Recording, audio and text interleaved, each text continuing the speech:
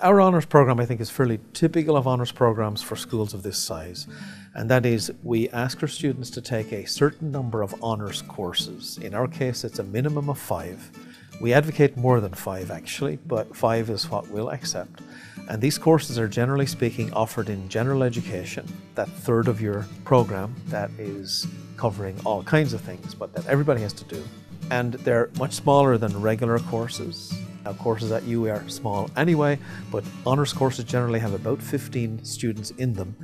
Pretty much only honours students, taught by the very best teachers on campus. We try to get the people who've gotten the teaching awards and so on to teach these. Because they're small, what that means is the dynamic in the classroom is a little different. Essentially, much more discussion, much more give and take. They don't necessarily involve more work, I like to say, but it's a very different quality of work and a very different quality of experience.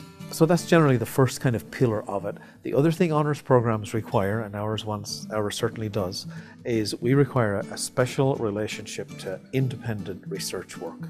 In other words, if your department asks for a very serious senior thesis, we'll ask you to do an expanded version of that, simply because that's what we think an honours student is. Yes, in basic terms, the research component of the honours program is designed to give students the experience of doing almost a small master's thesis before they graduate. In addition to that, I suppose, this is very typical of honours course programs also, we insist, of course, that students maintain a certain minimum GPA. So to stay in the honours program, you have to stay on the Dean's list. That's basically a requirement. That's a 3.5 GPA or higher.